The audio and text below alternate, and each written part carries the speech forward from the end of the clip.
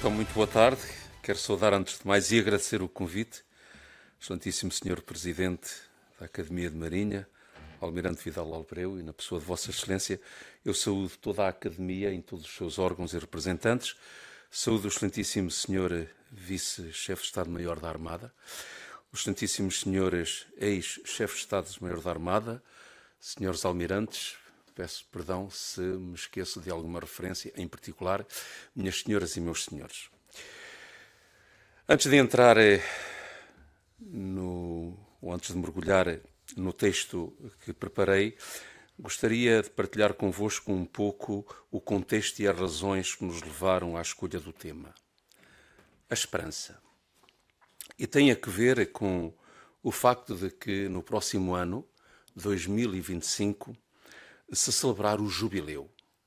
O Jubileu é uma instância que remonta nas suas origens à própria Bíblia, inicialmente, segundo o livro do Levítico, de 50 em 50 anos, chamado esse tempo de Jubileu porque deriva de uma palavra hebraica que é o Yobel, que literalmente é ao que se chama aquele corno do chifre do ariete, o qual era tocado para assinalar seja a libertação de um escravo, seja o regresso dos exilados. Quando o jubileu era proclamado, havia duas ou três atitudes que imediatamente se assumiam. A primeira era que, imaginem, todas as dívidas eram perdoadas. Se, entretanto, o detentor de uma terra, por qualquer motivo, a tinha perdido, essa terra era-lhe restituída. Nesse ano não se podia fazer trabalho agrícola porque a terra deveria ficar em repouso, em descanso. Estas eram as práticas mais associadas para a Bíblia do ano do Jubileu. Quando Jesus inaugurou o seu ministério na sua terra natal, lá na sinagoga de Nazaré, ele vai buscar um texto do profeta Isaías, em que diz: o Espírito Santo desce sobre mim e está-me a enviar a proclamar um ano de graça. E os exegetas estão concordes em que este ano de graça é um ano do Jubileu. Foi em 1300, com um Papa, Bonifácio VIII, que a prática do Jubileu recomeçou. Inicialmente era para ser de 100 em 100 anos, depois passou a 50 em 50 anos e atualmente vai de 25 em 25 anos. Há motivos e razões históricos para isso. A mim está, sobretudo, no intuito mas o que é o Jubileu? Ele está associado agora, atualmente, a práticas fundamentalmente interiores. A primeira delas é a prática do perdão. Portanto, é um tempo em que, enfim, o crente se aproxima do sacramento da confissão, da reconciliação, para obter o perdão. Portanto, reparem, na antiguidade bíblica era perdão das suas dívidas. Aqui é perdão dos seus pecados. Em segundo lugar, uma segunda prática é a peregrinação. Por exemplo, quem vos está a falar, por ano irá pelo menos umas 4 ou 5 vezes a Roma em peregrinação. Vou lá com os jovens, vou lá com os catequistas, vou lá com os outros bispos, vou lá com os padres, e era para lá ir também com os senhores militares, logo agora ali em janeiro, mas entretanto o Deus Nosso Senhor trocou umas voltas e vai pôr aqui um outro bispo. Não sei, ele ontem perguntou-me se ia, e eu disse, claro que vais. E portanto é isto. Ora, para este jubileu, pronto, está a apresentação feita, o Papa Francisco deu-lhe um nome, porque tem sempre um nome. Então qual é que é o nome? Peregrinos de Esperança. E ele tem escrito tanto acerca desta virtude, a esperança é uma virtude, e tantos textos, e olhem, quis também a providência que a minha primeira carta pastoral como Patriarca de Lisboa, dirigida à Diocese de Lisboa, exatamente, fosse sobre a esperança. Portanto, o título está justificado amplamente, O Mar, Fator de Esperança. Segunda nota introdutória, só para dizer que, além de ter recorrido à fonte bíblica, eu sou um apaixonado pela literatura portuguesa, um frequentador assíduo e, portanto, como Vossas Excelências irão testemunhar em primeira pessoa, por que mares e águas é que andei a navegar. Desde a consolidação da nacionalidade e consequente estabilização das fronteiras de Portugal, o Oceano Atlântico passou a ser o epicentro da atenção lusitana.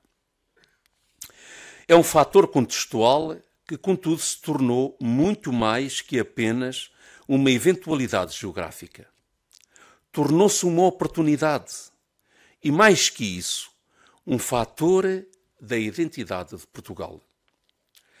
É impossível falar do nosso país sem referir a expansão marítima, nem a ligação umbilical das populações do litoral ao mar, mas que bem depressa se estende a todos os cidadãos. Expressão bela dessa ligação encontramos cantada por Fernando Pessoa. Ó mar salgado, quanto do teu sal são lágrimas de Portugal. Entre luzes e sombras, entre as memórias felizes dos grandes empreendimentos dos nossos antepassados e as vidas perdidas em consequência de tempestades, guerras ou da ganância desmedida, o mar para os portugueses não é só um vizinho, mas ocupa um lugar particular no coração luso. É o ecossistema do que somos, do que é a nossa história e, sobretudo, do que sonhamos.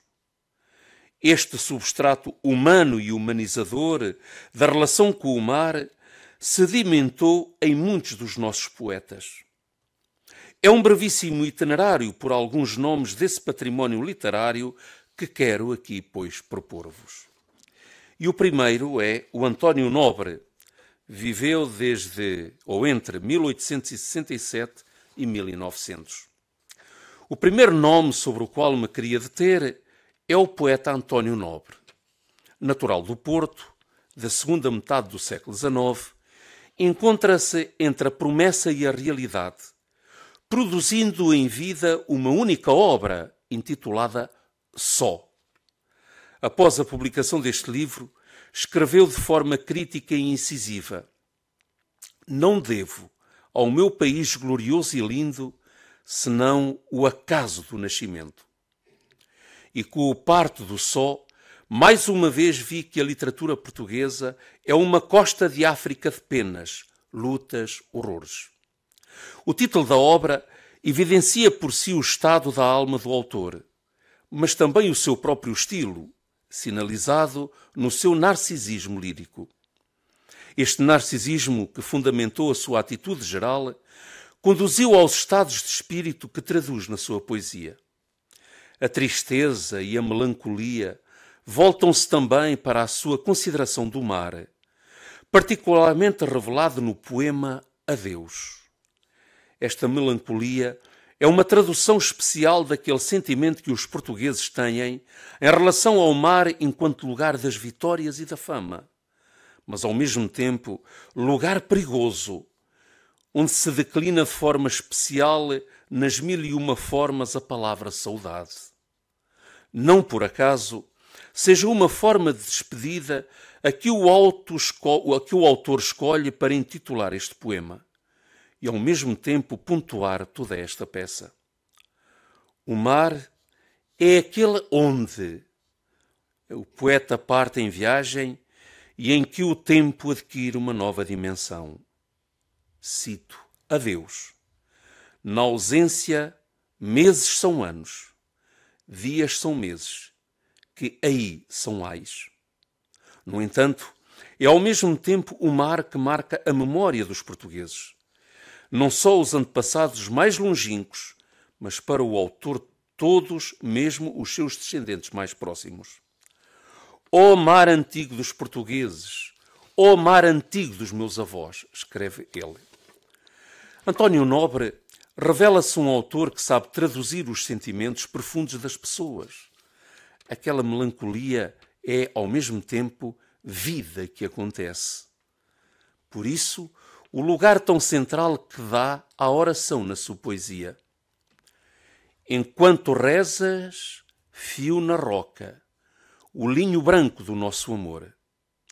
Ainda no âmbito da oração, pode-se identificar a referência à Virgem Maria, algo tão próprio da alma lusitana. É a Nossa Senhora que atribui a calmaria do mar. Na liberdade poética, não sujeita a precisões teológicas e doutrinais, escreve: a Virgem, com um afago, pôs mando o oceano que assim o quis.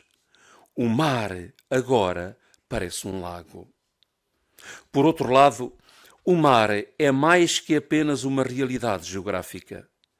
É quase um alguém com quem o autor se relaciona, mostrando toda a intensidade de uma relação que se hipostatiza.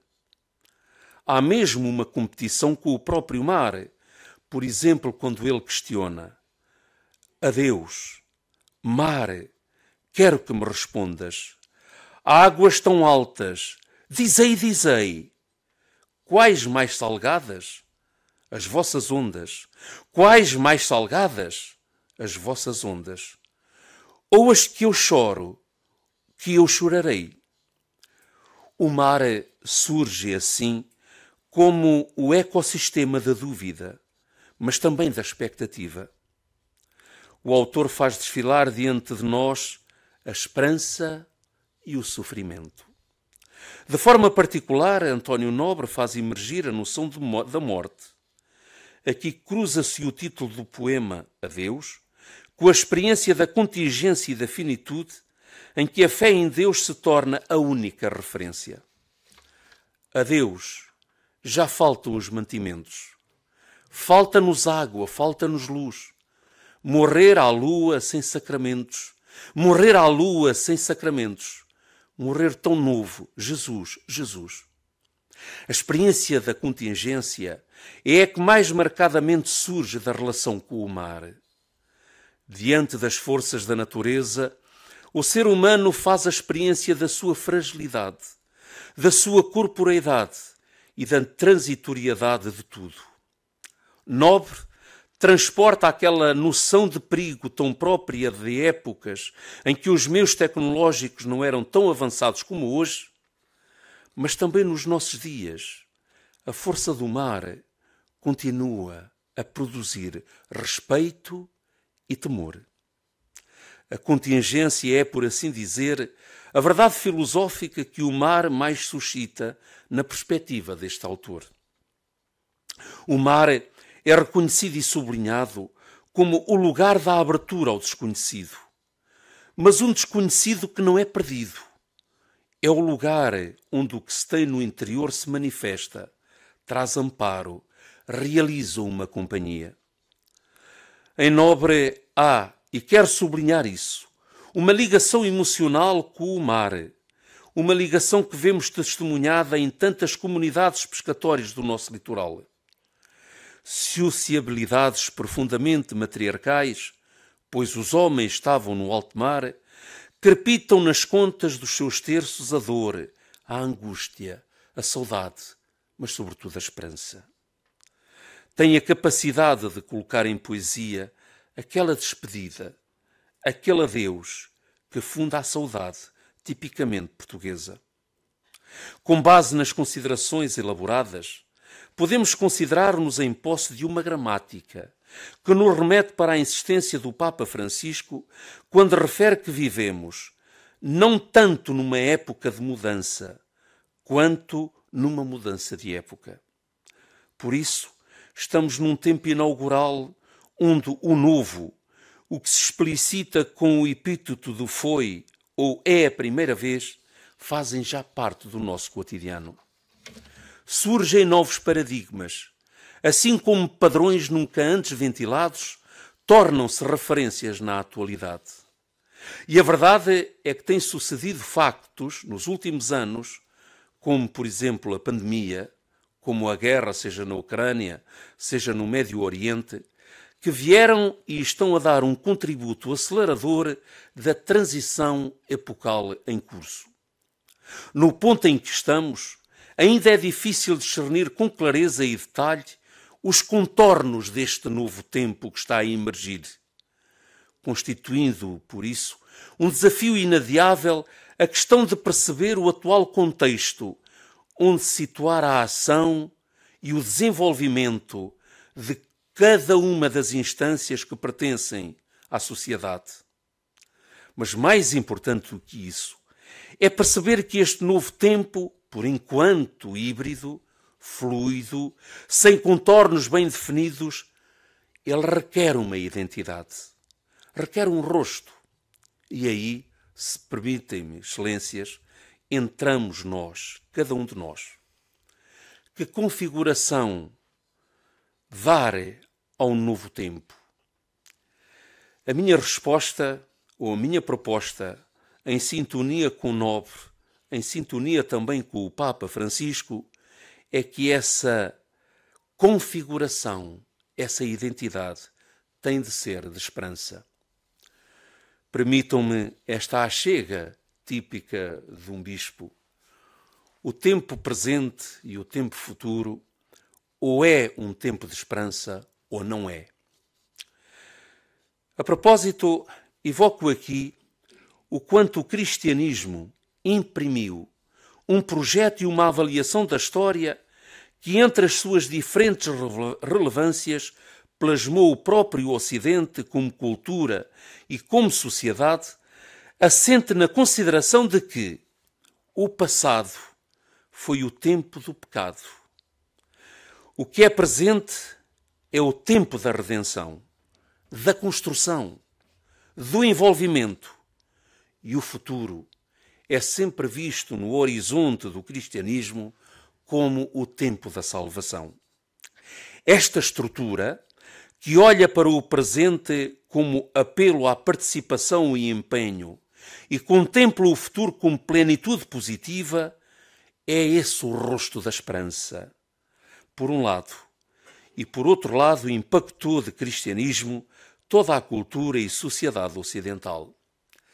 Partilho convosco algum dos factos onde visivelmente esta estrutura do passado, que é mau, o presente, que é de compromisso, que é de envolvimento, que é de descoberta, e o futuro, que é sempre positivo, comece por aplicar este esquema a algo que é muito ocidental, à ciência. Para a ciência, o passado é sempre descrito como um tempo de ignorância. O presente é o tempo da investigação, é o tempo da pesquisa. E o futuro é sempre visto positivamente, o tempo do progresso. Alguém como Freud, insuspeito no nosso meio, ele que poderia ser tudo, não era certamente cristão, mas o passado era o tempo do trauma, o presente da terapia e o futuro da cura. E agora vou buscar um insuspeitíssimo, Marx. O passado era a exploração, o presente é a luta e o futuro, amanhãs que cantam. Como o cristianismo embebeu e caracterizou toda uma cultura. Razão tem, pois, entre os quais me incluo eu, que tudo o que é ocidental, querendo ou não querendo, tem a marca do cristianismo. E apraz-me aqui referir que dessas marcas existe espaço para a esperança, para um tempo diferente, para um tempo novo. É claro que eu estou a sintetizar já muitas síntese feitas. A segunda personagem, poeta, que quero partilhar convosco, é alguém que está muito próximo e, muito embora já tenha morrido há bastante tempo, é de uma atualidade desarmante, que é o Fernando Pessoa. Por limitações de tempo, restrinjo-me quase exclusivamente à sua mensagem. Nessa obra, o autor consegue traduzir o sentimento português em relação à conquista marítima entre a realização e a promessa, a tal ponto que o mar é nosso, como canta no poema, por nós todos subejamente conhecido, Mar Português. Já fizemos alusão a ele. Ó mar salgado, quanto do teu sal são lágrimas de Portugal.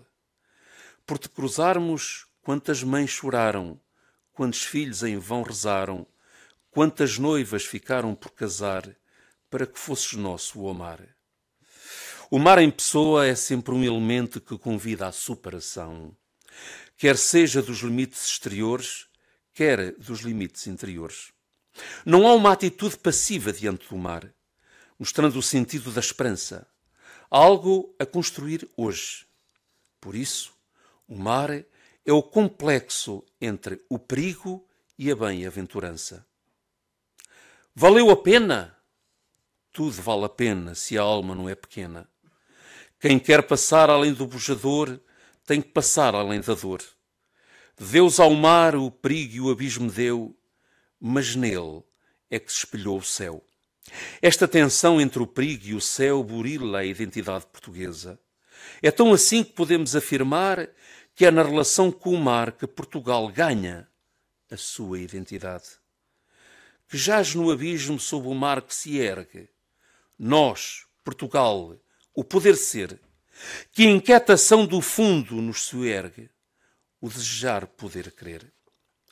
Nas suas poesias inéditas, encontramos como o mar também se torna um símbolo da vida. É na curva do horizonte que o abismo se compagina com aquilo que o autor é e aí acontece vida. É um convite, pois, para uma afirmação potente da vida, num dinamismo que vence toda a tentação de uma existência estática. Em suma, Pessoa convida a compreender o mar de uma forma que empenha pessoalmente cada pessoa em particular, mas sobretudo a identidade portuguesa. Ele foi capaz de convocar a língua portuguesa e introduzi-la naquilo que é mais que um propósito, é um desígnio, em que a relação com o mar ganha uma relevância muito particular. É por isso então que, em Pessoa, dizer mar é sempre aproximar-se e abrir-se àquele universo interior de sentimentos, mas também de intuições que vão na alma do ser humano. E aí encontramos uma, como ele chama, uma menina, que é exatamente a esperança. Por fim, gostaria de partilhar convosco estas reflexões a partir de uma outra grande figura da nossa literatura, Sofia de Melbrenner, que viveu entre 1919 e 2004. Ela mostra na sua obra uma síntese extraordinária entre o imanente, vivido no meio das mil e uma vicissitudes, e o transcendente, de um ser humano que se sabe chamado a algo mais, a algo que o ultrapassa. O mar para Sofia é mais que um artifício ou um motivo para a sua poesia.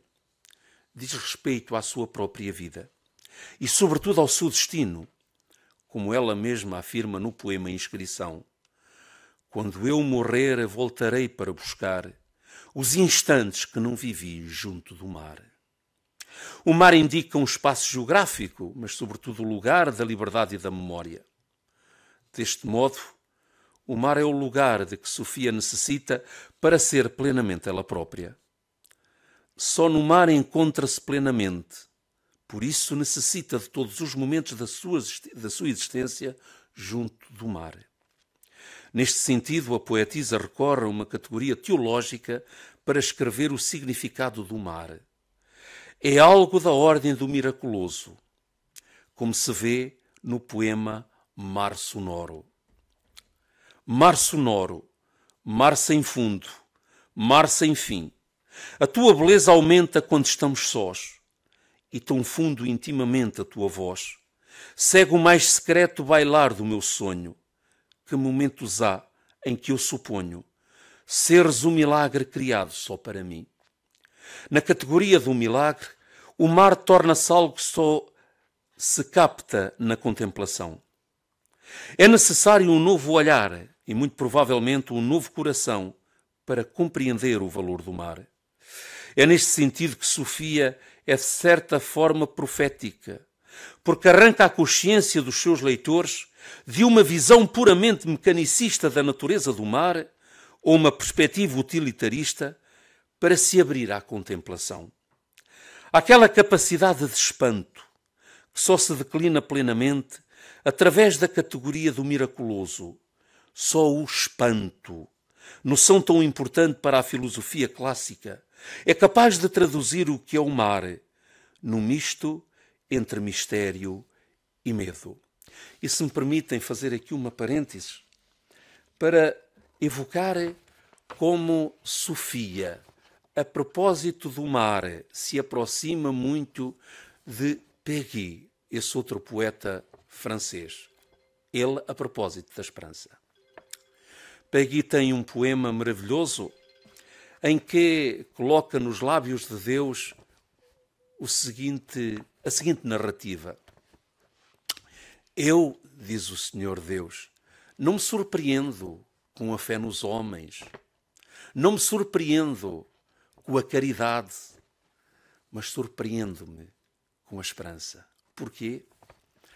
Porque eu brilho de tal maneira nas minhas criaturas que é impossível ao homem e à mulher não se abrirem à fé.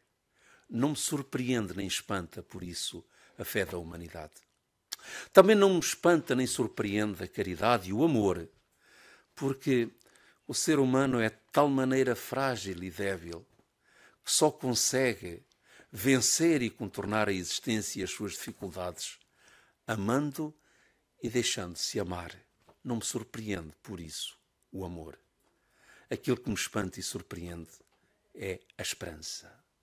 Esse sim é a fonte de todas as surpresas e maravilhas para o próprio Deus.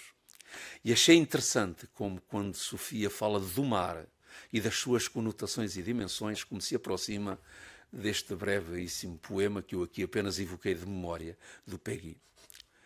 Voltando à Sofia. Um processo identifica-se na sua poesia quando se evoca, pois, a relação com o divino, como no seu poema Hidra. O teu destino deveria ter passado neste porto, onde tudo se torna impessoal e livre, onde tudo é divino, como convém ao real. A abertura ao divino só se dá, contudo, com a ressurreição de Cristo. Da lei da morte nem os deuses pagãos se livraram. Só o Deus cristão abriu essa possibilidade. No poema Senhora da Rocha encontramos a imagem da embarcação no mar, imagem e símbolo da vida, e da Virgem Maria na rocha, como sinal de segurança, de refúgio e de certeza. Tal como o mar nos transporta para geografias incalculáveis, também agora ele surge como berço da esperança. De facto, a esperança tem necessidade de se encarnar no mundo ao serviço do ser humano, porque esperar no futuro de Deus significa comprometer-nos no presente com a humanidade do mundo. E faço uma citação de Gaudium et Spes, número 43, um documento elaborado no Concílio Vaticano II. A esperança compromete sempre o ser humano com a autêntica libertação integral do homem e da mulher. Compromete de tal modo a ponto de não se poder ficar indiferente perante aquilo que impede a redenção integral do ser humano e do próprio mundo.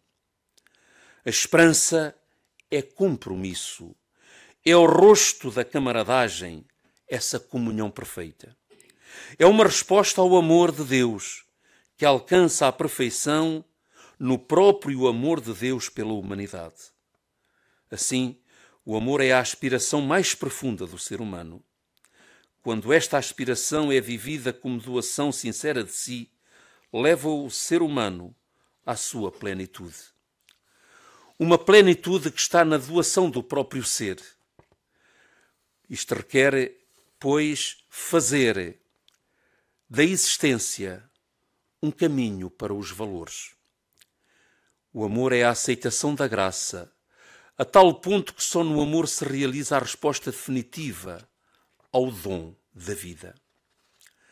Ao acolher essa graça, participamos do amor que se estabelece de forma transcendente entre Deus e a humanidade. E nessa participação, nós próprios somos capazes de amar e de servir o próximo. Desta participação surge uma capacidade.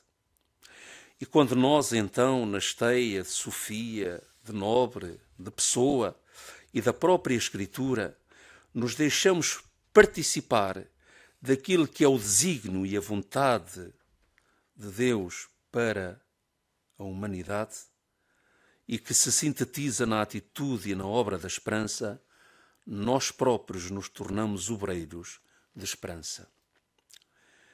A transcendência do ser humano e a sua imanência ao mundo são duas dimensões inseparáveis e omnicompreensíveis da existência humana, como maravilhosamente refere Sofia. O ser humano, pois, está fundamentalmente orientado para Deus na própria orientação para os outros e para o mundo. A sua relação fundamental com o divino é chamada a tornar-se operativa na sua relação com os outros e com o mundo. O corpo não é pura expressão do espírito humano, mas é o mundo interior próprio da espiritualidade finita do homem.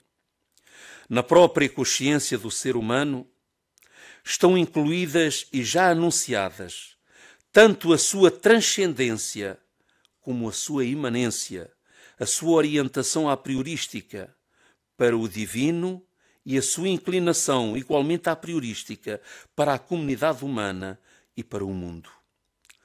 O ser humano, pois, não é espírito e corpo, mas espírito encarnado, ou, que é o mesmo, encarnação do espírito.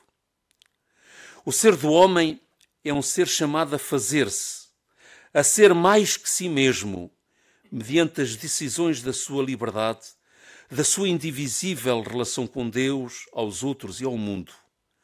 É um ser em devir, rumo à sua plenitude autenticamente humana, mediante decisões livres, realizadas na ação concreta. Aqui encontra-se o fundamento da historicidade do ser humano, que implica a tensão entre a aspiração e um mais ilimitado, e a inevitável necessidade de realizar concretamente esta aspiração em contacto com o mundo e com os outros.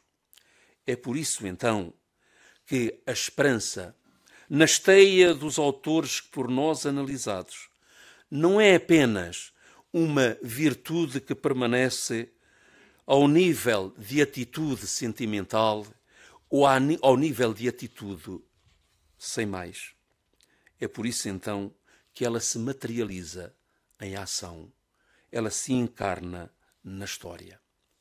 Olhando, então, para aquilo que é o panorama histórico de uma comunidade, de um país, de um continente, nós verificamos que não houve grande obra operada que não tenha sido conduzida, que não tenha sido protagonizada pela esperança. Regresso a Sofia para dizer uma última palavra sobre a obra Navegações. Consegue abrir o nosso entendimento para toda a carga filosófica que possui o empreendimento dos portugueses, como ela afirmou num discurso em 1984. E vou citar: para mim, o tema das navegações não é apenas o feito, a gesta, mas fundamentalmente o olhar. Aquilo a que os gregos chamavam aletheia, a desocultação, o descobrimento, aquele olhar que às vezes está pintado à proa dos barcos. Dedicado a Jorge de Sena, escreveu Sofia nesta obra: através do teu coração passou um barco que não para de seguir sem ti o seu caminho. É nesta embarcação da literatura portuguesa, aquela mesma que era para Nobre uma costa de África de penas, lutas, horrores. É com Sofia um barco que continua a avançar porque passa através de muitos corações. Permitam-me então que apanhe neste ponto a caravela da esperança. Mais que virtude ou sequer atitude, uma pessoa. Para mim, a esperança é o próprio Cristo, que, como diz São Paulo, o apóstolo de Cristo Jesus, por mandato de Deus, nosso Salvador, e de Cristo Jesus, nossa esperança.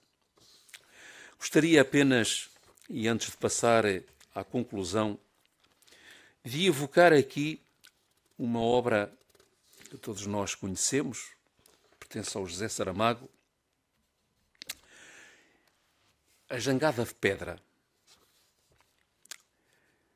Ele confessou que um dia, estando em Finisterra a contemplar o mar, imaginara que não era o mar que vinha ao encontro da terra, mas que a terra, ao desprender-se, se pusera a ir ao encontro do mar. Ele imaginou isso. E o próprio título, Jangada de Pedra, evoca esta imaginação. É uma imagem maravilhosa para aquilo que é a esperança. Esperança, permitam-me que o diga com esta simplicidade, não é ficar à espera de que as coisas aconteçam, mas é fazer acontecer as coisas.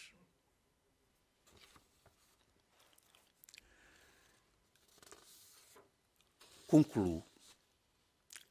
O percurso através dos 3 autores que me deu aso para me aventurar em considerações teológicas e filosóficas mostrou que o mar se tornou para a literatura portuguesa e para os portugueses bem mais que uma questão contextual ou uma dificuldade a ultrapassar. O mar é um desígnio. A interação de Portugal com o mar mostra que o mar e o nosso país vivem numa aliança e numa aliança indivisível. Contudo, além de nos fazer olhar para o passado, o mar é um tema profundamente contemporâneo. E como se volta hoje Portugal para o mar? Podemos questionar-nos. Que lugar tem na construção sociocultural dos nossos dias? Como usamos de forma responsável os recursos marítimos? Como nos sabemos não só guardiães, mas responsáveis de uma das maiores zonas exclusivas económicas da Europa? A situação de Portugal em relação ao Oceano Atlântico convoca o que somos e o que temos para trilhar caminhos novos com o mar. E aqui reside a esperança. Não só a espera por algo que vai surgir, mas sendo verdadeiros fatores de esperança em ato. Nobre mostrou a saudade que coloca o mar no coração português. Pessoa indicou o mar como lugar da realização da nossa identidade. Sofia abre o mar à liberdade. Através destes autores vemos que o olhar só pode ser de esperança, porque o mar é português e nós somos Portugal. Obrigado.